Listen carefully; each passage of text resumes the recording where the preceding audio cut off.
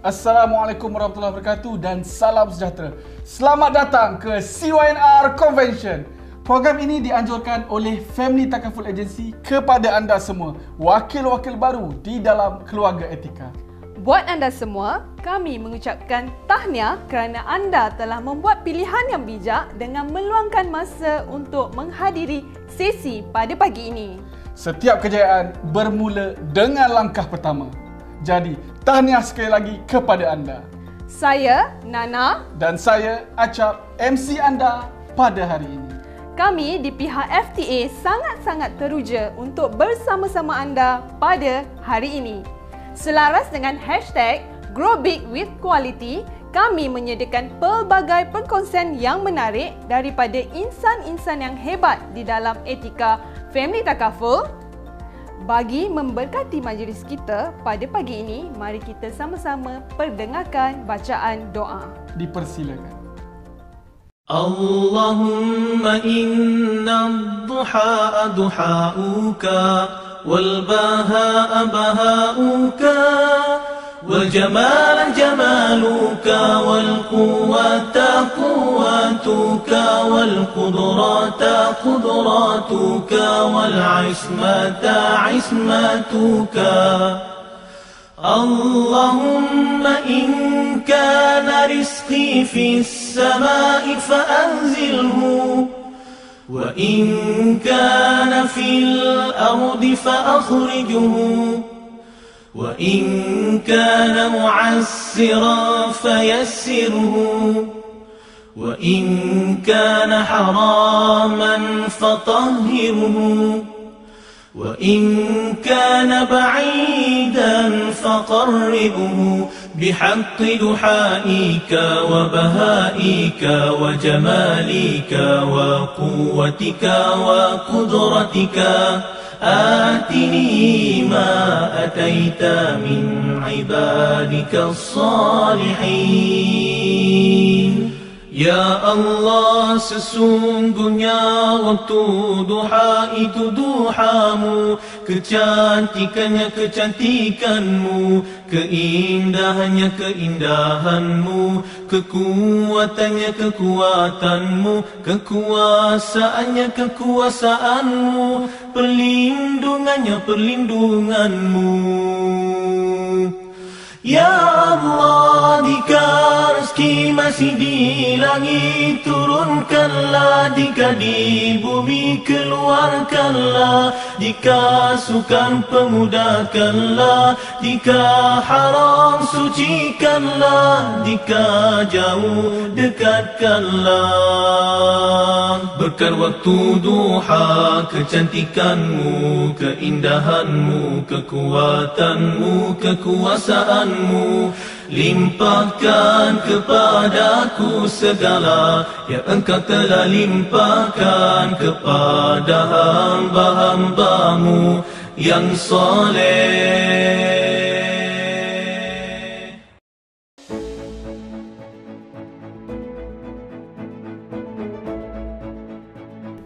Amin amin ya rabbal alamin. Baiklah, tanpa melengahkan masa, saya ingin menjemput CEO Encik Zafri Abdul Halim bagi menyampaikan perutusan beliau. Majlis dengan hormatnya mempersilakan.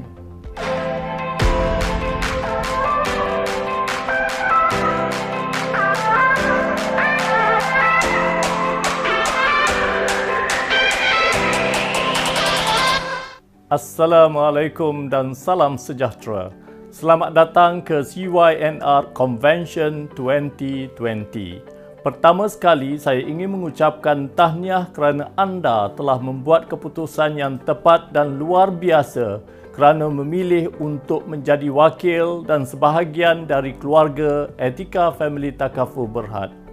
Bukan itu sahaja, saya turut berbangga kerana anda masih setia bersama Etika untuk terus berjuang mempromosikan takaful kepada masyarakat. Pada hari ini, anda akan disajikan dengan sesi perkongsian dan motivasi daripada leader dan tetamu jemputan yang telah berjaya menjadikan diri mereka dari zero to a hero dalam industri takaful secara amnya dan etika khasnya. Tahun 2020 menyaksikan seramai 1043 ejen baru menjadi sebahagian keluarga Etika Family Takaful Berhad. Dari segi sumbangan, CYNR telah menyumbang sebanyak 17% atau 8 juta dari kadar keseluruhan First Year Collected Contribution FTA bagi tahun keuangan 2020. Siapa kata ejen baru tidak boleh menjadi MDRT? Tahun lepas, 4 ejen baru berjaya mendapat MDRT status. Tahniah sekali lagi. Para ejen sekalian, saya ingin menyentuh 3 perkara pada hari ini. Pertama adalah peranan ejen. Ejen baru merupakan aset yang paling penting dalam setiap agensi dalam membentuk sebuah organisasi. Anda seharusnya menghadiri kelas-kelas yang telah disusun oleh akademi melalui MyCash dan agensi masing-masing. Semua ini adalah percuma. Ejen juga kena sentiasa berkeinginan untuk menambah ilmu dan up-to-date dengan fasiliti yang disediakan oleh pihak syarikat. Contohnya, Etika Partner Portal (EPP) yang merupakan one-stop center menyediakan semua maklumat penting untuk rujukan dan kegunaan ejen. Perkara kedua yang saya ingin sentuh adalah mentor atau mentoring. Tunjuk ajar Kusifu. Ini bukan iklan rancangan reality TV, tetapi ini adalah realiti tentang usahawan atau ejen yang menjalankan perniagaan tetapi lebih gemar langgar dinding. Buat semua perkara sendiri tanpa bimbingan seorang mentor yang terbukti menghasilkan result. Ejen baru sewajarnya menjadikan ketua agensi masing-masing sebagai mentor. Antara sebab perlukan mentor, pertama, kongsi pengalaman secara langsung. Pengalaman adalah sesuatu yang tidak mampu dibeli, malah dapat diperoleh daripada buku. Mungkin ada yang membukukan pengalaman masing-masing, namun pastinya ada perbezaan yang ketara sekiranya anda mendengar dari butir bicara mentor anda sendiri. Selain itu, tidak semua pengalaman mentor dapat anda baca di dalam buku, malah di kaca televisyen. Tetapi pengalaman-pengalaman yang begitu terhad untuk anda perolehi dari mana-mana sumber kecuali semasa mentoring. Tujuan mentor adalah untuk membantu ejen, iaitu membantu ejen baru dengan cepat menyerap norma budaya dan sosial organisasi. Mentoring juga boleh membantu ejen baru kepada tugas tanggungjawab tertentu. Dengan cepat mempelajari apa yang perlu mereka ketahui untuk berjaya dalam tugas dan peranan mereka. Kedua, jalan pintar dan pintas untuk berjaya. Banyak kajian telah dilakukan bahawa dengan memiliki mentor adalah aspek penting untuk berjaya. Pada tahun 2013, 80% CEO berkata bahawa kejayaan mereka bergantung kepada pengalaman daripada mentor masing-masing. Peluang untuk anda berjaya dalam bidang ini akan lebih terserlah dengan kehadiran seorang mentor. Nilai masa, pengalaman dan nasihat pastinya diperolehi daripada mentor anda masing-masing. Ketiga, bantu usaha kekal lama dalam perniagaan. Menurut US Small Business Administration (SBA), 30% daripada ejen yang baru ingin memulakan langkah menjadi ejen jualan akan tidak mampu untuk bertahan selepas 24 bulan pertama dan 50% pula tidak mampu bertahan selepas 5 tahun. Namun, tahukah anda bahawa 70% ejen yang memiliki mentor mampu untuk bertahan lebih lama? Ketiga adalah peluang membina kerjaya yang lestari bersama Etika. Peluang membina kerjaya dan masa depan yang cerah di Etika. Pihak syarikat membuka peluang kepada semua ejen baru CYNR untuk memohon kenaikan pangkat sebagai Assistant Sales Manager ASM apabila mencapai first year collected contribution sebanyak RM50,000 dalam tempoh 12 bulan pertama dari tarikh pelantikan, tertakluk kepada terma dan syarat. Akhir kata, jangan malu untuk memberitahu anda adalah orang baru. Jangan takut buat salah.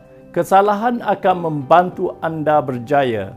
Cuma pastikan anda semua ikut peraturan yang disediakan dari MTA dan Bank Negara Malaysia. Jangan lokek untuk memberi senyuman dan anda seharusnya bangga. Anda adalah seorang ejen takaful. Beritahu semua anda adalah yang terbaik. Semoga apa yang dirancangkan membantu anda dalam kerjaya anda sebagai ejen takaful yang baru. InsyaAllah, saya doakan anda cepat kaya dan berjaya dalam industri ini. Lapangkan dada, bukankan minda. Together, let's make the world a better place. Sekian, wabillahi taufiq wal hidayah. Wassalamualaikum warahmatullahi wabarakatuh.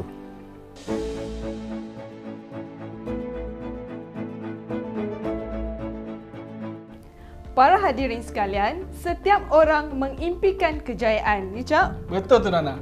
Pastinya anda ingin mengetahui apakah rahsia seseorang yang tidak mempunyai pendidikan yang formal tetapi mampu mempunyai empire yang besar dengan ratusan ejen di bawah naungan beliau. Mari kita dengarkan sendiri daripada Encik Zulkifli Othman, salah seorang ketua agensi kumpulan terbaik kami. Dipersilakan.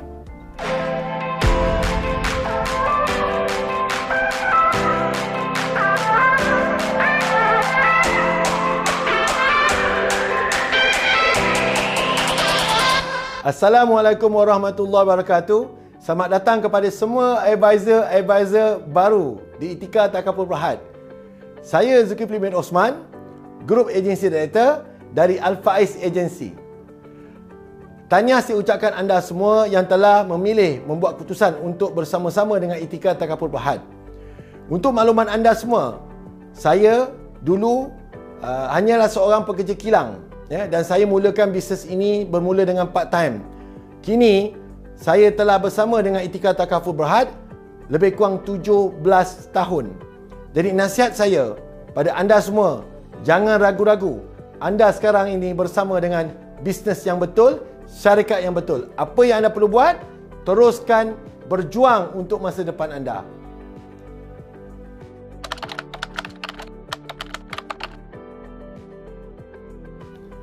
Okey, pada saya untuk berjaya dalam bisnes takaful ni adalah pilihan, bukan nasib. Sebab apa? Sebab saya bagi satu contoh. Bila you all join bisnes takaful ni, selepas tu you all akan attend kelas-kelas yang akan diadakan oleh pihak syarikat ataupun leader you all. And then lepas tu, bila you all dah pandai, dah tahu pasal produk, dah tahu macam mana nak approach client. So lepas tu terpulang pada you. Terpulang pada you, sama ada you nak jumpa klien, you nak call ke tak orang tu, you nak jumpa orang tu ke tak. Jadi di situ, itu yang saya masukkan untuk kaya dan berjaya dan takaful ni adalah pilihan, bukan nasib.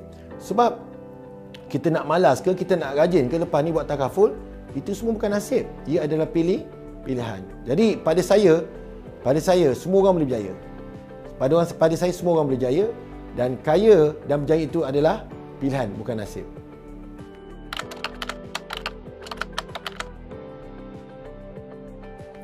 Saya join bisnes takaful ni sebenarnya pada waktu tu bukanlah ada ayat yang power yang buatkan saya tertarik nak buat bisnes ni. Saya join bisnes ni bermula dengan tak faham. Waktu leader saya membuat penerangan tentang kelebihan bisnes takaful ni, saya pun tak faham tentang income 6 tahun, tentang semua saya tak faham. Tapi kenapa saya pilih bisnes takaful ni? Waktu tu saya buat keputusan. Kenapa saya nak cuba buat bisnes takaful ni? Sebabkan dua perkara. Yang pertama, saya tengok bisnes takaful ni dia selamat. Sebab saya sebelum ni dah buat macam-macam bisnes. Kena tipu lah apa semua kan. Jadi pada saya, untuk memilih bisnes yang bagus, nombor satu dia mesti selamat. Jadi saya tengok bisnes takaful ni dia selamat. Sebab apa? Dia bawah kerajaan, dijamin oleh bank negara. Jadi possibility untuk kena tipu tu macam saya sebelum ni, kadang-kadang buat direct selling, produk kena ban. Kadang-kadang owner ubah marketing plan. Kadang-kadang owner salah urus kewangan, syarikat tutup. Kita dah lah kerja macam nak mati. Bukannya senang nak berjaya. Jadi pada saya, bisnes yang selamat ni sangat penting. Itu satu antara yang menyebabkan saya untuk pilih buat bisnes takaful ni. Yang kedua, kenapa saya pilih buat keputusan untuk buat bisnes takaful ni? RM150 dia punya modal tadi. Kalau compare dengan bisnes lain, mungkin kita kena bayar RM100,000 atau RM10,000 deposit kedai, nak isi barang, nak ambil pekerja. Bisnes takaful modalnya RM150 je. Tak berjaya, tak bankrupt pun. Besok dah boleh mula dah. RM100,500. Esok dah boleh untung dah. Kalau bisnes lain, tak bila-bila dapat untung. ROI tak tahu tak bila dapat ke tak sebab modalnya sangat besar. Jadi itu yang mempengaruhi saya untuk buat keputusan untuk pilih buat bisnes ni. Saya ni dah buat macam-macam bisnes, tuan-tuan dan puan-puan. Dah macam-macam bisnes. Saya pernah buka used car, saya pernah jual barang kemas, saya pernah pajak dusun, ya. Macam-macam ni, direct selling, unit trust, saya macam-macam buat. Jadi pada saya, jika kita nak buat bisnes, dua perkara ni sangat penting. Selamat, tak kena tipu. Kedua, modalnya rendah, risikonya rendah.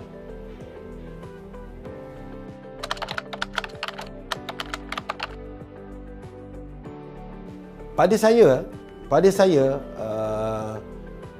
apa yang mempengaruhi untuk seorang itu untuk berjaya dan antara punca kenapa saya berjaya. Yang pertama, pada saya nombor satu, kita sebagai orang Islam, nombor satu, kita mesti doa. Sebab semua kita kena percaya rezeki ni Allah yang bagi. Nombor dua, kita kena usaha. Jangan doa je. Doa dan usaha. Jadi, antara faktor-faktor usaha yang saya nampak kenapa saya alhamdulillah dengan izinnya berjaya dalam bisnes takaful ni, antara saya nampak ialah usaha yang berterusan. Untuk usaha yang berterusan, nombor satu, mesti kawal emosi. Mesti kawal emosi. Owner, toke, pemilik perniagaan tak boleh mengajuk. Dia sama macam orang politik. Apa orang cakap, apa pun berlaku, tak boleh mengajuk. Dia sama macam makan gaji lah. Yang macam gaji. Hari ni kena marah, hari ni kena maki, mengajuk tak? Tak. Besok pergi kerja. Besok kena baling file. Pergi kerja. Jadi dia kena ada prinsip yang macam tu. Maknanya dalam niaga, kena jaga emosi. Kalau you mengajuk, habislah bisnes you. You owner. Itu nombor satu. Yang kedua, kita kena ada matlamat. Nombor dua, kita kena ada matlamat, kita kena bekerja ke arah matlamat. Kita nak macam mana? Kita nak income macam mana? Kita nak untung macam mana? Kita nak bisnes kita besar macam mana? Dan bila? Jadi lepas tu kita kena bekerja ke arah tersebut. Maknanya kita kena ada matlamat dan juga kita ada kena time frame. Itu nombor dua untuk kita berjaya dalam bisnes takaful. Yang ketiga, kita mesti menyelesaikan masalah bisnes kita. Maknanya bila ada bisnes, jangan lari. Selesaikan problem bisnes tersebut. Dalam bisnes, kalau you selesaikan problem, insya-Allah you akan berjaya. Sebab yang menghalang kita berjaya dalam bisnes adalah problem, ya. Adalah problem. Jadi tapi asas kepada kejayaan ini yang pada saya ialah yang saya nampak juga bila kita buat satu bisnes yang kita ada leader, yang kita ada upline, kita juga mesti dengar cakap leader kita. Itu sangat penting. Saya lihat saya seorang yang memang apa yang leader saya suruh, saya tak bantah. Apa yang dia cakap, saya tak bantah. Saya just buat. Macam makan gaji. Apa bos suruh, yes bos. Tak ada bantah kan? Sama juga dalam bisnes takaful ni. Apa leader saya suruh, saya buat. Saya rasa itu antara faktor-faktor yang menyumbang kepada saya, kepada kejayaan saya.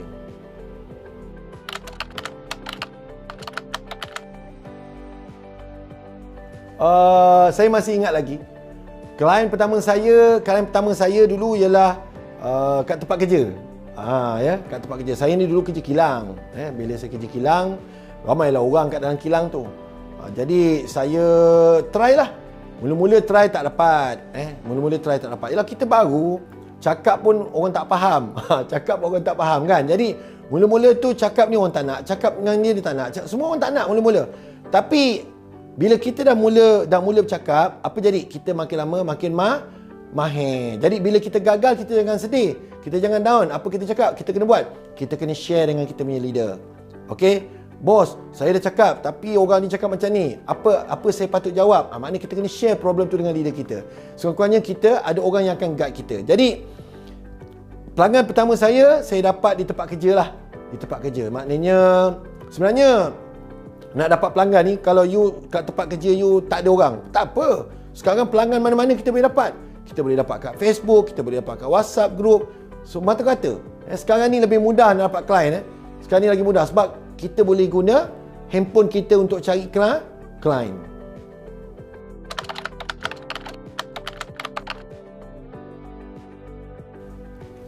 Pada saya, selama saya buat bisnes takaful ni,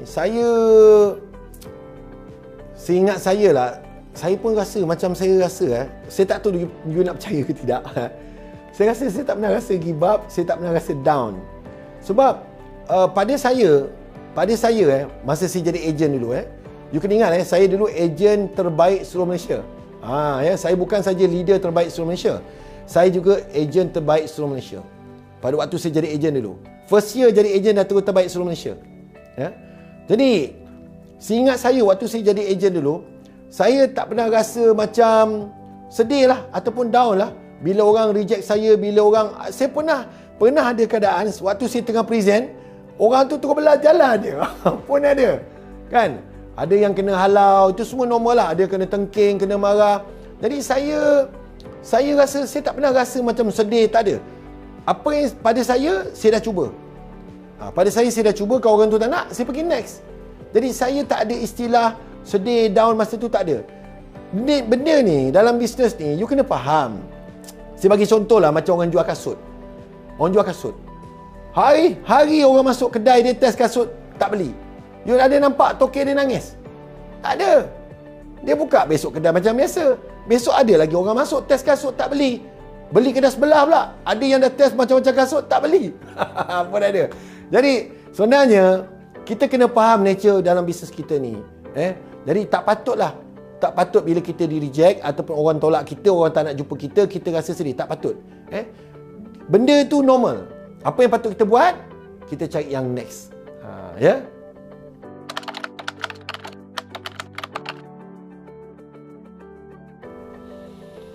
Pada awal saya ceburi bidang takaful ni, antara faktornya adalah saya nak keluar daripada masalah kewangan.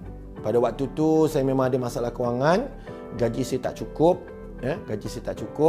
Walaupun pada waktu tu gaji saya agak baik, syarikat bagi saya rumah, bagi saya makan, semuanya di provide, handphone free. Saya sebagai seorang pengurus projek bekerja dengan sebuah syarikat Singapura, ditugaskan manage projek di sebuah syarikat di Bangi. Jadi pada waktu tu, tapi disebabkan saya kerja seorang, duduk Bangi ni kalau wife tak kerja pun rasanya tak cukup. Jadi wife saya tak kerja. Jadi kebetulan saya pula ada masuk tahap benda-benda bisnes, lingkup, habis wang simpanan saya. Jadi faktor yang pertama menyebabkan saya nak buat bisnes takaful ni because of tak ada duit, nak tambah income. Lepas tu saya pula berbeli rumah. Jadi simpanan saya punya duit bulanan tu banyak dah hilang sebab bayar bank. Itu mula-mula sebab kenapa saya nak buat bisnes takaful ni. Nak keluar masalah kewangan, nak bayar hutang rumah, okey. Tapi selepas saya buat bisnes takaful ni, saya dapat keluar dari masalah kewangan. Itu antara part yang saya paling gembira lah. Saya dapat lansaikan hutang-hutang saya apa semua. Tapi bila saya dah sampai satu tahap, saya dah keluar masalah kewangan, saya nak lebih lagi. Sebab saya tengok, saya rasa seronok bila saya dapat lahirkan mereka-mereka yang berjaya. Saya dapat lihat kerjaan mereka ni semua. Bila daripada awal saya train mereka daripada tak tahu apa, kini mereka antara leader yang berjaya di Malaysia, dan kini mereka bergelar Group Agency Director, sama level dengan saya. Jadi itu antara kerjaan yang membuatkan saya terasa saya tak pernah puas. Saya tak pernah puas dalam bidang takaful ni. Saya nak teruskan. InsyaAllah saya akan teruskan buat bisnes takaful ni sehinggalah akhir hayat saya.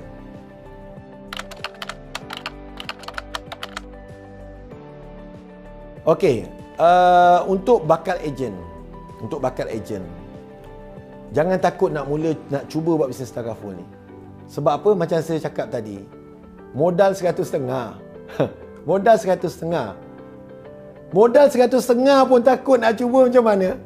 So nak berjaya mesti berani. 100.5 pun takut, macam mana nak kaya? Macam mana nak kaya? Jadi saya nasihatkan pada anda yang baru nak cuba buat bisnes ni, cuba je, buat je. Tak ada risiko, modal 100.5. Yang kedua, selamat, dijamin kerajaan. Tak ada risiko kena tipu. Compare dengan bisnes lain, mungkin orang kena tipu, orang tipu tak bayar, apa macam-macam risiko. Jadi jangan takut untuk try buat bisnes takaful ni. Kepada yang dah join yang baru, tolong nombor 1, belajar tentang produk.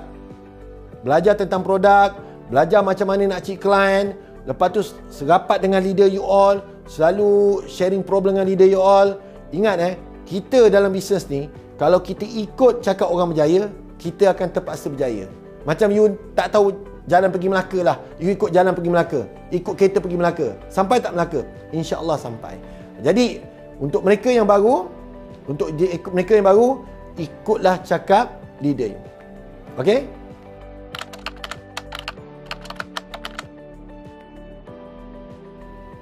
Saya sebenarnya of course semua orang nak besarkan bisnes, nak majukan bisnes sebanyak yang mungkin. Jadi saya, antara faktor yang membuatkan bisnes saya tak boleh berkembang lagi disebabkan rekrutmen. Jadi of course sebagai seorang leader dalam bisnes takaful, rekrutmen sangat penting. Jadi apa yang saya nak kena buat selepas ni ialah saya kena rekrut lagi ramai lagi. Saya kena bantu ramai orang lagi kat luar sana. Ajak mereka cuba buat bisnes ni. Supaya lebih ramai lagi orang yang saya boleh bantu, tambah pendapatan ataupun keluar daripada masalah kewangan. Sekarang ni ramai orang tak ada duit, ramai orang buat side income, ramai orang dibuang kerja. Jadi saya nak rebut peluang ni, saya nak buat yang terbaik, nak sharing dengan mereka di luar sana bahawa bisnes takaful ni adalah bisnes yang terbaik untuk mereka cuba.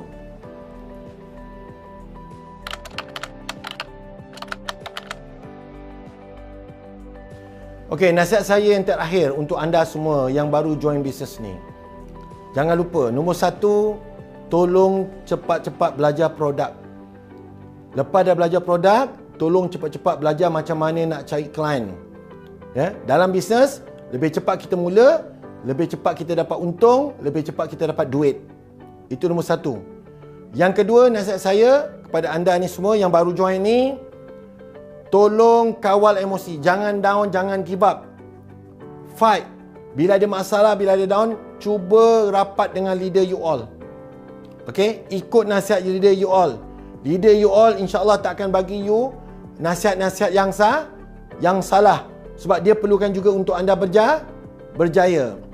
Yang ketiga, jangan berhenti terus belajar. Jangan berhenti belajar. Jangan berhenti belajar. Nak berjaya mesti terus belajar. Okey? So itu saja nasihat saya. Semoga anda semua berjaya dan jumpa kita di puncak kejayaan.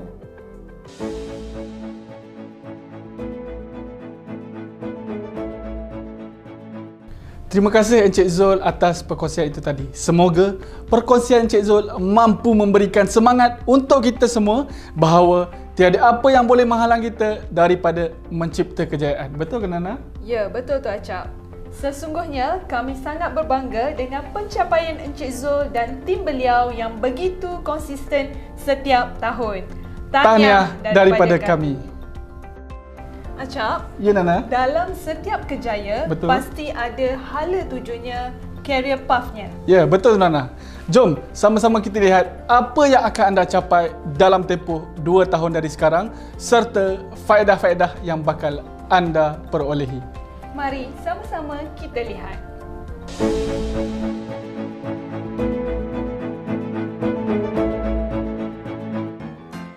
Nama saya Adam dan ini adalah resume saya. Langit tidak selalunya cerah.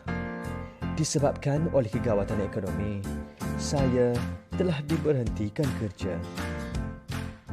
Satu hari, saya berpeluang bertemu dengan kawan lama saya. Beliau telah memperkenalkan diri sebagai perini takaful dari Etika Family Takaful Berhad. Akhirnya, saya telah berminat untuk meneroka alam pekerjaan yang baru ini.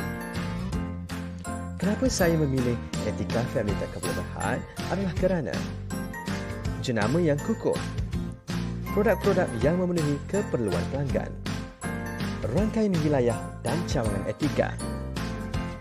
Akademi Etika yang menyediakan prasarana yang lengkap. Penggunaan teknologi terkini. Insentif pelancongan percuma setiap tahun. Dan akhir sekali adalah anugerah pengiktirafan prestasi cemerlang. Bermulalah fasa baru dalam kehidupan saya sebagai peroding takaful. Saya telah berjumpa ramai rakan-rakan baru dan yang paling bermakna, saya telah dilatih secara profesional oleh Etika Family Takaful Berhad. Hidup saya kembali bersinar dan saya telah berjaya menjana pendapatan bulanan tanpa had. Selain itu, terdapat banyak manfaat-manfaat lain yang ditawarkan oleh Etika Family Takaful kepada peroding takaful. Antaranya, insentif agent get agent, insentif onboarding, insentif super producer, insentif double up rising star, insentif build up rising star, agency provident fund, perlindungan takaful secara percuma. Dan yang paling menarik, saya telah berpeluang keluar negara secara percuma. Ianya bukan untuk menjalankan tugas seperti sebelum ini, tetapi melancong bersama rakan-rakan. Alhamdulillah, berkat usaha dan kerja kuat, selepas 2 tahun, saya telah dinaikkan pangkat sebagai ketua agensi. Tanggungjawab saya telah menjadi lebih besar kerana saya perlu mendidik dan memberi sokongan kepada anak-anak buah di bawah saya. Pendapatan saya juga telah berganda dan saya juga menerima pendapatan tambahan iaitu overriding commission. Selain itu, kelebihan-kelebihan lain menjadi ketua agensi adalah Business Development Allowance, Agency Provident Fund, Incentive Newly Direct Recruited Agents and DRI, Incentive Agency Building, dan akhir sekali, perlindungan takaful secara percuma. Dan tentunya, pakej keluar negara secara percuma. Saya juga telah berjaya mencipta nama di arena antarabangsa setelah menjadi ahli MDRT pada tahun itu. Dengan latihan dan bimbingan dari Etika Takaful, saya semakin maju ke depan. Kemahiran saya, pendapatan saya dan kini saya dapat luangkan lebih masa bersama keluarga. Setelah 5 tahun bekerja kuat, syukur Alhamdulillah, saya telah dinaikkan pangkat sekali lagi kepada Ketua Agensi Kumpulan. Kehidupan saya menjadi semakin baik. Pendapatan saya sekarang sudah berlipat ganda. Saya telah berjaya memiliki rumah dan kereta idaman saya. Sebagai Ketua Agensi Kumpulan, saya telah menerima banyak manfaat-manfaat yang ditawarkan oleh Etika Takaful. Antaranya, Agency Office Allowance, Agency Provident Fund, Incentive Newly Direct Recruited Agents and DRI, Incentive Parallel Overriding on Daughter AD, Incentive Perpetual Overriding on Daughter GAD and Granddaughter, Breakaway Benefits, dan juga perlindungan takaful secara percuma. Dan tentu sekali, trip tahunan yang ditanggung oleh Etika Takaful sepenuhnya. Di Etika Family Takaful, dunia saya lebih luas. Saya dapat merealisasikan impian saya di samping membantu kehidupan insan lain. Terima kasih Etika Family Takaful Berhad.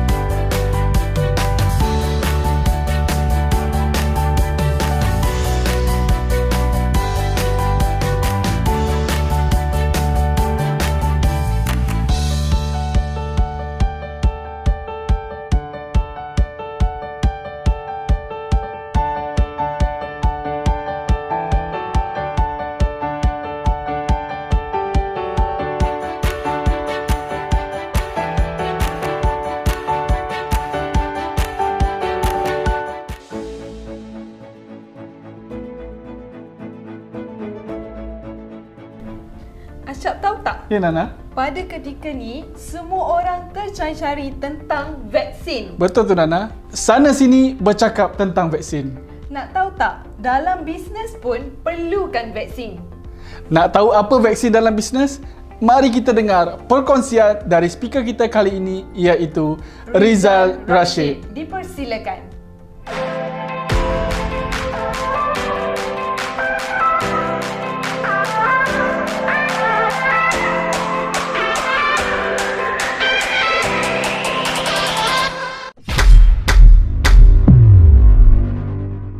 Hai, Assalamualaikum warahmatullahi wabarakatuh dan salam sejahtera tuan dan puan-puan, leader-leader yang saya hormati dan saya doakan dengan kebaikan. Pertama sekali, alhamdulillah, kita panjatkan rasa syukur kehadrat Allah Subhanahu wa taala kerana dengan izinnya kita dapat bersama-sama dalam sesi Majlis Ilmu Sempena dengan Family Takaful Agency Convention by Etika Family Takaful Berhad pada kali ini. So, tuan-tuan dan puan, saya sangat teruja bersama-sama dengan anda. Saya sangat tak sabar nak berkongsi pengalaman dan saya juga sangat percaya anda juga yang sedang menonton ini mempunyai lebih banyak pengalaman daripada saya dan saya juga teruja bersama-sama dalam sesi ini. So, berapa ramai yang dah ready?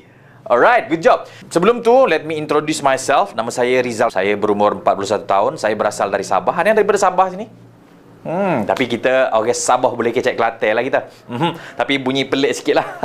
By the way, tuan-tuan dan puan, kenapa saya kata bunyi pelik sikit? Sebab isteri saya orang Kelantan. Ada yang daripada Kelantan sini? Masya Allah. Kita bagi satu tepukan murah pada tuan-tuan dan puan. So, tuan-tuan dan puan, saya adalah seorang communication coach daripada Neuronworks International Sendirian Berhad. Alhamdulillah, kami telah membantu puluhan ribu usahawan, business owner dan profesional macam tuan-tuan dan puan-puan untuk enhance communication skill supaya bila kita bercakap macam, ya Allah, baguslah dia ni, macam aku nak belajar more lah. Dan pada hari ini saya ingin kongsikan dengan tuan-tuan dan puan satu topik yang sangat penting, iaitu isu vaksin. Tapi ini bukan vaksin COVID-19, tapi ini tentang vaksin bagaimana untuk improve komunikasi kita supaya bila kita bercakap, insya-Allah memberi kesan kepada orang yang anda sedang membuat prospecting ataupun anda punya future customer. Tuan-tuan dan puan-puan, saya sebenarnya sangat teruja, saya sebenarnya sangat amazed dengan anda sebab anda semua yang berada dalam sesi ini merupakan orang-orang yang luar biasa. Kenapa saya kata? Sebabnya tuan-tuan dan puan-puan, kita berada dalam industri rejection. Berapa ramai yang setuju? Dan bila sebut rejection, bukan mudah tuan-tuan dan puan sebab I do believe rakan-rakan yang sedang menonton ini, ada juga rakan-rakan yang sudah berbelas tahun dalam industri. Ada juga yang berpuluhan tahun dalam industri. Ada juga yang mungkin, saya baru lagi, Tuan Rizal, baru 3 tahun. Ada yang kata, baru lagi 3 bulan. Berapa ramai yang baru lagi? Baru ni maksud saya less than a year. Ada? Alright. Berapa ramai yang sudah lama? Sudah lama maksud saya daripada 5 tahun onwards. Alright, good job. So, tuan-tuan dan puan, sekali lagi kita satu tepukan gemuruh pada leader-leader kita. Walaupun anda sudah berada di level sekarang, tapi anda masih menuntut ilmu. Dan daripada situlah sebenarnya guru-guru saya selalu pesan, dia kata, Rizal, kalau kita nak tengok kelebihan ataupun amazingnya seseorang, kita tengok sama ada dia suka menuntut ilmu ataupun tak. So, kepada anda yang suka menuntut ilmu, sangat bagus, sangat amazed.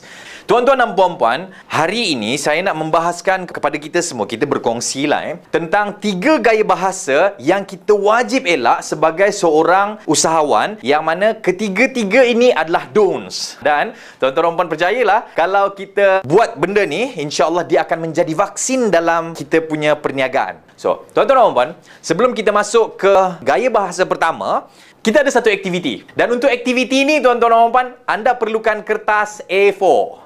Alright. So, saya akan beri masa tuan-tuan dan puan 30 saat untuk grab your piece of paper, dan yang paling bagus adalah A4 paper. Alright. Saya beri masa tuan-tuan dan puan 30 saat dari sekarang. T-30 seconds.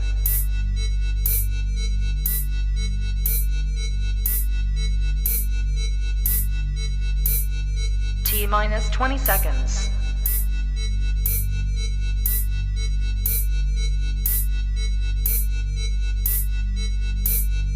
10, 9, 8, 7, 6, 5, 4, 3, 2, 1, 0. Okey, good job. Kita bagi satu tepukan gemuruh pada tuan-tuan dan puan. Okey, sekarang saya nak tuan-tuan dan puan pegang A4 paper anda dan saya nak anda lambai-lambaikan di hadapan skrin anda. Alright. So, sekarang ni tuan-tuan dan puan, saya akan memberi beberapa arahan. Yang mana arahan saya tidak akan ulang. Dia tidak ada siaran ulangan, dia hanyalah live tuan-tuan dan puan. So, arahan saya adalah, yang pertama, saya nak tuan-tuan dan puan lipat kertas A4 ini menjadi 2. Lipat 2. So, lipat menjadi 2, dia akan jadi macam ni. Right? Dan sekarang saya nak anda lipat lagi kepada 2. Alright, dan dia akan jadi macam ni. Dan selepas itu, saya nak anda koyakkan sedikit bucu atas sebelah kanan paper ni. Macam contoh kan, saya atas sebelah kanan dekat sini. So, koyakkan sedikit macam ni. Koyakkan sedikit. Dan sampah ni jangan buang, masukkan dalam poket. Alright, dan kemudian lipat 2. Sudah. Dan next, tuan-tuan dan puan-puan, saya nak anda koyakkan sama macam tadi sedikit, tapi kali ini di bucu kiri bawah. Alright, bucu kiri bawah. Alright. Dan selepas tu, serpihan dia anda masukkan dalam poket dan kemudian anda lipat. Okey. Alright. So, dia akan jadi kecil macam ni. Dan last, anda koyakkan bucu bawah sebelah kanan. Koyakkan sedikit. Mungkin dia agak challenge dekat sini. Mungkin anda boleh pakai gigi lah. Jadi kalau macam pakai gigi tu hati-hati, sebab especially kita yang ada gigi palsu ni kan. So, koyakkan sedikit. Koyakkan sedikit. Dan kemudian koyakkan itu masukkan dalam poket. Dan selepas itu hold macam ni dan tunjukkan depan skrin. Okay, good job. Dan dengan kiraan 3, 2, 1, kita buka kita punya kertas sekarang. Alright. Okey, so anda akan lihat di kertas anda ada yang ada 2 lubang. Berapa ramai yang ada 2 lubang macam saya? Boleh angkat tangan? Berapa ramai yang ada 3 lubang? Berapa ramai yang ada 3 lubang? Berapa ramai yang lubang di tepi-tepi tak ada lubang langsung? Ada? Ataupun berapa ramai yang lubangnya di seluruh bahagian? 1, 2, 3, 4, 5, 6, 7, 8, 9. 9 ada lubang. Ataupun mungkin dia punya lubang berbeza-beza. So, tuan-tuan dan puan, kalau anda perasan, mungkin anda yang berada di dalam sesi ini mempunyai result berbeza dengan saya. And I do believe rakan-rakan lain juga berbeza resultnya daripada rakan-rakan yang lain. Alright? So, tuan-tuan dan puan, sebenarnya tadi saya telah memberikan lebih kurang 7 arahan. Alright? Dan arahan itu saya memberikan di platform yang sama, dengan audien yang sama, pada masa yang sama. But yet, tuan-tuan dan puan, resultnya berbeza. Menunjukkan, kadang-kadang, tuan-tuan dan puan, apa yang kita sampaikan, orang punya pemahaman tu berbeza-beza. That's why, kadang-kadang kita tak boleh salahkan orang lain. Alright? Ataupun, tuan-tuan dan puan, kadang-kadang bila kita menerima satu-satu maklumat, kadang-kadang kita ada satu perkara yang berada dalam minda kita, iaitu assumption. Okay? So, mungkin tadi bila ada yang start lipat, okay, yang pertama okey lagi. Yang kedua pun mungkin okey lagi. Tapi bila masuk yang ketiga, saya nak anda koyakkan di bucu sebelah atas kanan. Sebelah kanan dan lipat 2. So, lipat 2 tu bucu atas sebelah kiri. Dalam hati dia, mungkin kod. Mungkin kod. Buat bucu sebelah kiri, bawah ni kod. Tak apalah, aku try je lah. Alright? So, apa ayatnya tuan-tuan dan puan? Ayatnya adalah kod. Ataupun, ayatnya adalah mungkinlah. Ataupun barangkalilah. So, tuan-tuan dan puan, ini adalah gaya bahasa assumption. Saya nak anda tulis ni tuan-tuan dan puan. Gaya bahasa yang pertama adalah assumption. Dan tuan-tuan dan puan, ini yang sangat penting. Musuh dalam komunikasi adalah assumption. Jadi, tuan-tuan dan puan, saya sangat sarankan kepada diri saya sendiri supaya tidak menggunakan kata-kata ataupun ayat-ayat assumption. So that selepas ini, sekiranya leader kita kata, okey, kita punya meeting insya-Allah hari Isnin pukul 8.30 pagi by Zoom dan kemudian kita pun bila mendengar berita itu dan kita pun bagi tahu dekat tim kita dan tim kita beritahu orang dekat bawah dia dan tim tu pun kata hari Isnin pukul 8.30 ke 9 pukul 9 kod. So, kalau kita dengar perkataan kod, satu kita perlu upgrade adalah kita perlu clarify. So, klarifikasi adalah salah satu vaksin dalam kod. Mungkinlah ataupun barangkalilah. So, again, sekiranya kita sendiri ada pop-up benda tu, ya kod, mungkin polisi baru ni, yang ni kod. So, again, kod itu adalah musuh dalam komunikasi. Apakah vaksin dia? Apakah dia punya penawar? klarifikasi. Tanya, dan kita tanya daripada sumber yang sah, tuan-tuan dan puan. So again, itu yang pertama. Yang kedua, tuan-tuan dan puan-puan, adalah gaya bahasa false conditioning. So, apa dia false conditioning? False conditioning adalah sebelum anda tulis, tuan-tuan dan puan-puan, kita nak main satu lagi aktiviti. Apa yang saya nak tuan-tuan dan puan lakukan sebelum saya nak explain tentang false conditioning adalah, saya nak tuan-tuan dan puan duduk dengan tegak. Saya nak anda tidak menyandar di kerusi. Saya nak anda letakkan dua-dua tangan tuan-tuan dan puan di peha anda. Alright? Ready? Dan saya nak tuan-tuan dan puan tarik nafas dalam-dalam. Tahan. Dan lepaskan perlahan-lahan. Tarik nafas dalam-dalam. Tahan. Dan lepaskan perlahan-lahan. Tarik nafas dalam-dalam. Tahan. Dan lepaskan perlahan-lahan. Alright. So sekarang, tuan-tuan dan puan, dengan relax saja, alright, saya nak anda pegang telinga kanan anda. Sekarang, pegang telinga kanan anda. Alright, maintain, hold. Alright, good job. Okey, lepaskan. Okey, very good. So, itu adalah arahan yang pertama. Arahan yang kedua. Ready? Arahan kedua adalah, saya nak anda pegang telinga kanan dengan tangan kiri. Alright, good job. Alright, so perlahan-lahan turunkan tangan anda. That's very good. So, tuan-tuan dan puan, relax. Anda dah boleh goyang-goyangkan badan dah. Relax saja. Okey. Sekarang ni tuan-tuan dan puan, berapa ramai yang perasan arahan pertama dan kedua ada beza? Berapa ramai yang perasan? Dan apakah beza arahan saya yang pertama dan apakah beza arahan saya yang kedua? Apakah beza kedua-dua arahan ni, tuan-tuan dan puan? Right, that's very good. So, maksudnya arahan pertama lebih general. Berapa ramai yang setuju? Dan arahan kedua lebih spesifik. Berapa ramai yang setuju? That's good. Okay, again, saya ulang semula. Arahan saya yang pertama tadi, saya kata, okay, saya nak tuan-tuan dan puan-puan pegang telinga kanan anda. So, pegang telinga kanan anda, sama ada kanan ataupun kiri terpulang, betul? Dan apa terjadi, tuan-tuan dan puan-puan? Berapa ramai yang pegang guna tangan kiri? Mungkin ada, tapi tak ramai. Tapi kebanyakannya, tuan-tuan dan puan, kalau 1,000 orang kita pakai test ni, insya-Allah 98% pegang telinga kanan dengan tangan kanan. Alright? Sebab apa? Sebab apa? Sebab dekat, sebab mudah. Saya kata, okey, saya nak tuan-tuan dan puan, hadirin sekalian, pegang telinga kanan anda sekarang. Dia tak ada susah-susah kan. So, pegang telinga kanan dengan tangan kanan sahaja. Dia berbeza dengan arahan saya yang kedua, iaitu saya nak tuan-tuan dan puan pegang telinga kanan dengan tangan kiri. So, apa bezanya? Arahan saya yang kedua lebih spesifik. Berapa ramai yang setuju? Dan saya sangat percaya untuk arahan kedua, semua antara kita pegang telinga kanan dengan tangan kiri. Berapa ramai yang setuju? Okey, tuan-tuan dan puan, apa kaitannya dengan false conditioning? Okey, soalan saya seterusnya, untuk arahan pertama, kenapa kita menggunakan tangan kanan untuk memegang telinga kanan? Jawapannya adalah mudah, betul? So, tuan-tuan dan puan, aktiviti ini tadi sebenarnya membuktikan bahawa kita punya minda kita akan membuat satu-satu keputusan dengan cara yang paling mudah kalau kita bagi pilihan. Contoh, saya kata tadi, okey, saya nak anda pegang telinga kanan. Sebab apa? Sebab mudah.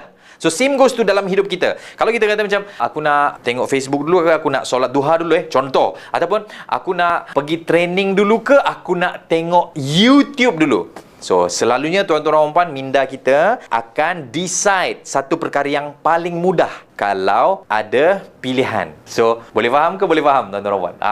Perasan tak? Saya selalu kata dalam saya punya program training, faham ke faham sangat. So, dua-dua tu faham ke faham sangat. Dia tak ada faham ke tak? Dia tak ada macam tak berapa faham sangat. So, point saya adalah, minda kita, kalau kita nak bercakap dengan seseorang dan kalau kita nak offer sesuatu kepada seseorang, elakkan daripada memberikan pilihan. Sebab otak kita akan decide perkara yang paling mudah kalau diberi pilihan. Alright? So, tuan-tuan dan puan, false conditioning adalah gaya bahasa pilihan. Contoh, tuan, kalau ada masa, saya nak jumpa tuan hari Isnin pukul 11. Kalau ada masa, alright? So, agak-agak, tuan-tuan dan puan. Ataupun, kalau dekat rumah pun, tuan-tuan dan puan, contoh, kita bawa family kita balik ke kampung kan. Masa dalam kereta tu, kita bagi tahu dengan anak kita, Along, kalau boleh nanti sampai dekat kampung, janganlah main game je, janganlah main PUBG je. Contoh-contoh kan. Kalau boleh, tolong-tolonglah atuk dengan nenek tu. Agak-agak, tuan-tuan dan puan. So, Poin saya adalah false conditioning ataupun kalau boleh dan kalau ada masa itu adalah gaya bahasa pilihan. Justru kalau kita nak berkomunikasi dengan seseorang, khasnya untuk bidang kita ni tuan-tuan dan puan, elakkan memberi pilihan. Pernah dengar orang akan selalu kata, "Cik nak bayar cash ataupun kad kredit?" Orang tak kata, "Cik nak bayar sekarang ke tak?"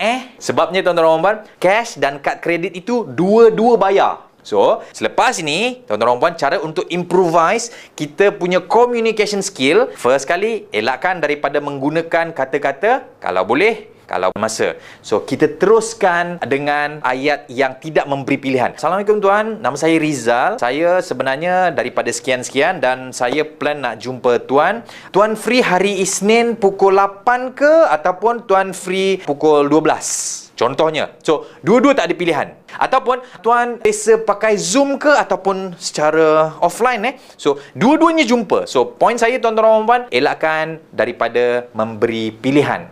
Alright? Dapat? Dan last but not least tuan-tuan dan puan-puan, gaya bahasa ketiga yang kita wajib elak adalah gaya bahasa egois. Contohnya, alah, dia mana tahu aku dah lama kot dalam bidang ni. Contoh. Ataupun, benda komunikasi pun nak belajar ke? So, alah tak payahlah, aku dah lama kot, aku ada master kot, aku ada PhD kot. Contoh. So, itu adalah contoh-contoh gaya bahasa egois. Dan saya nak share dengan tuan-tuan dan puan satu cerita sebelum saya conclude sesi ini. Berapa ramai nak dengar cerita? So, ada satu kejadian, kisah ini berlaku di tanah Arab tuan-tuan dan puan. Kisah ni dinamakan kisah kambing walaupun terbang. Berapa ramai yang pernah dengar? Okey, tuan-tuan dan puan, diceritakan bahawa ada dua orang sahabat ni, dia berjalan-jalan, lalu dia nampak di belukar tu, dia macam bergoyang tau.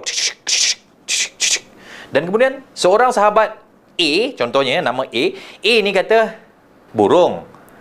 Right? Dan B ni kata tak, kambing. Dan kemudian dia orang pun macam argue, burung tu, tak kambing lah. Dan kemudian dia orang jalan lagi. Dan semakin dekat dekat tempat belukar tu, bergoyang lagi. A ni pun kata, burung lah. Kata. B ni pun kata, kambing lah. Kata.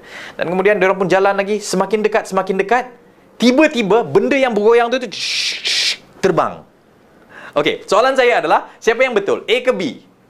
So, of course A kan? Sebab burung lah yang terbang. Tapi B kata apa? Kambing walaupun terbang. So, apa moral of the story daripada cerita ni, tuan-tuan dan puan?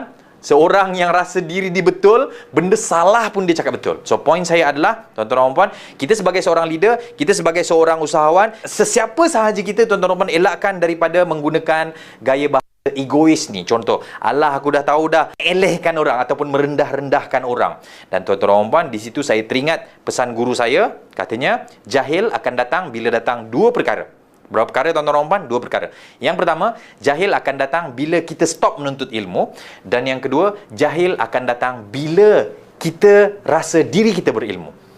So, tuan-tuan dan puan, sebagai kesimpulannya, dalam hidup, nak tak nak kita terpaksa berkomunikasi. Dan dalam bisnes kita, nak tak nak kita perlu jumpa orang. Dan rulesnya adalah, semakin ramai kita jumpa orang, insya-Allah semakin dekat kita dengan customer kita. Dan bila kita sebut tentang bercakap ni, berkomunikasi ni, sama ada kita berkomunikasi dengan orang lain ataupun kita berkomunikasi dengan diri kita sendiri, ada 3 gaya bahasa yang kita wajib elak. Gaya bahasa yang pertama adalah gaya bahasa assumption, iaitu quote, mungkinlah, barangkalilah. So, elakkan. So, saya dah share dengan tuan-tuan dan puan apakah vaksinnya tadi.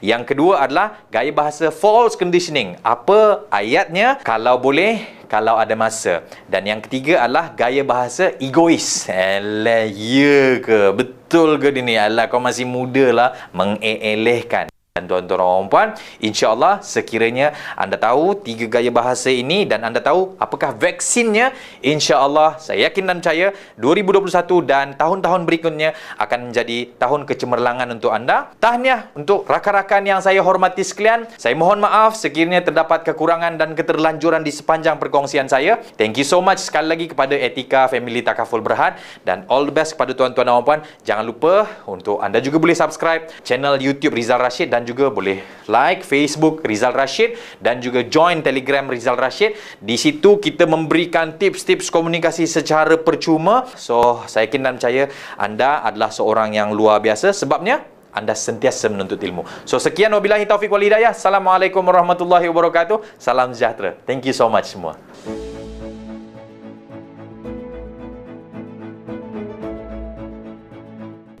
Terima kasih diucapkan kepada Encik Riza Rashid di atas perkongsian sebentar tadi.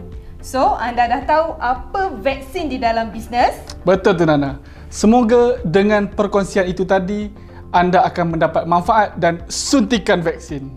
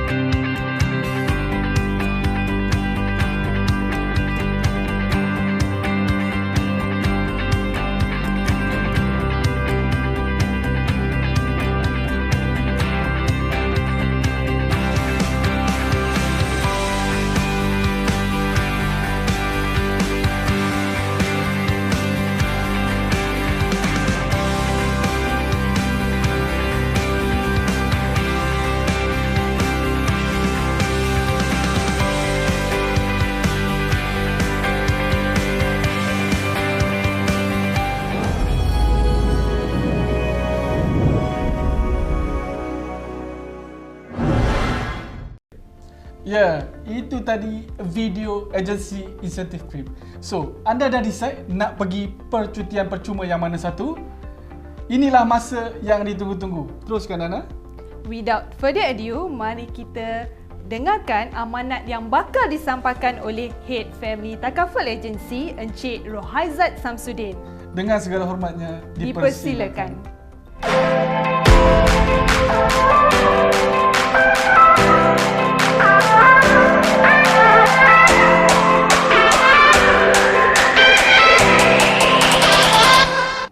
Assalamualaikum warahmatullahi wabarakatuh. Selamat datang ke CYNR Convention 2021. Pertamanya, saya ingin mengucapkan syabas dan tahniah kepada semua penasihat-penasihat takaful yang baru bersama Etika Takaful kerana telah berjaya meluangkan waktu bagi bersama-sama mendengar segala perkongsian yang telah dibuat sepanjang program CYNR ini berjalan. Saya yakin dengan segala perkongsian dan ilmu yang telah dikongsikan oleh Tuan CEO kita, Encik Zafri, serta tidak kurang juga daripada speaker-speaker jemputan yang hebat, adalah tidak lain dan tidak bukan untuk memastikan anda semua berjaya di dalam industri takaful ini.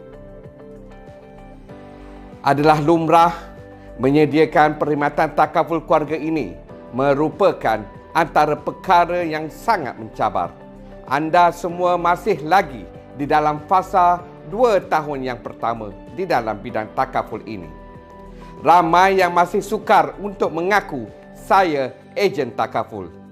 Menjual takaful adalah menjual benda yang sangat berbeza daripada menjual keropok lekor, kereta, rumah dan lain-lain lagi.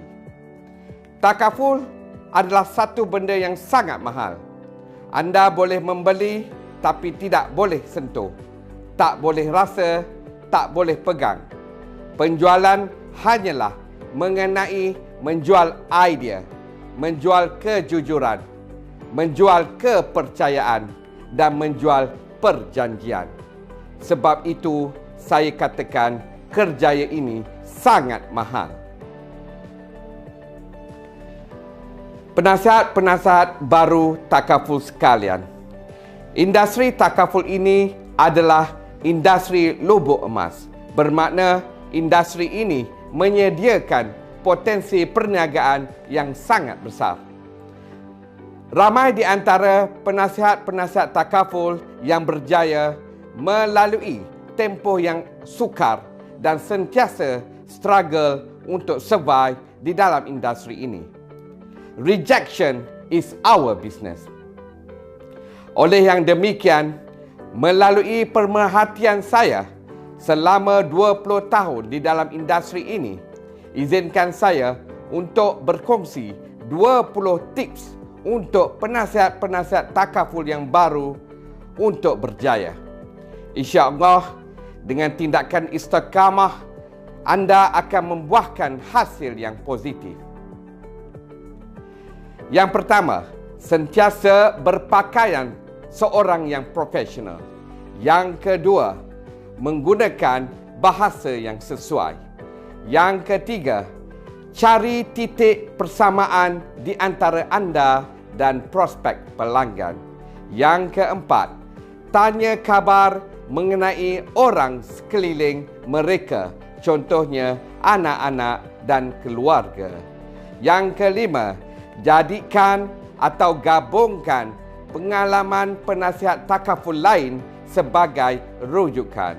Yang keenam, sentiasa belajar dari penasihat-penasihat takaful yang berpengalaman. Yang ketujuh, menjadi seorang yang bersungguh-sungguh menyampaikan presentation. Yang ke-8, faham dan ikut trend dan pasaran semasa. Yang ke-9, rekod perbualan anda dan dengar semula untuk pembaikan. Yang ke-10, jual takaful pada orang yang muda dan yang berkemampuan. Yang ke-11, jangan lupa asas-asas jualan takaful FTA VB 1031, 10 approach, 3 presentation dan 1 close case. Yang ke-12, kurangkan bercakap dan lebihkan mendengar prospek pelanggan.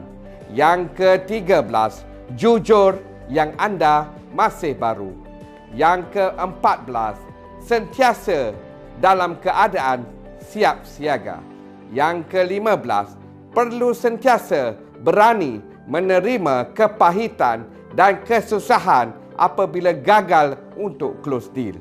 Yang ke-16, gunakan bahasa yang mudah untuk difahami oleh prospek. Yang ke-17, sentiasa peka pada signal membeli oleh prospek. Yang ke-18, jangan jual takaful sebab harga, tetapi nilai mempunyai sijil takaful itu sendiri. Yang ke-19, tidak perlu terlalu teknikal memberitahu semua perkara mengenai produk anda. Dan yang terakhir, anda perlu bangga anda adalah seorang penasihat takaful dan anda penasihat takaful yang baru. Tuan-tuan dan puan-puan sekalian, saya mengharapkan bahawa tips-tips yang telah dikongsikan tadi dapat memberi manfaat kepada anda sekalian dalam menjalani kehidupan sebagai penasihat takaful. Itu sahaja perkongsian saya setakat ini. InsyaAllah kita akan ketemuan di platform yang akan datang. Saya sudahi dengan wabillahi taufiq wal hidayah. Wassalamualaikum warahmatullahi wabarakatuh. All the best. Sekian, terima kasih.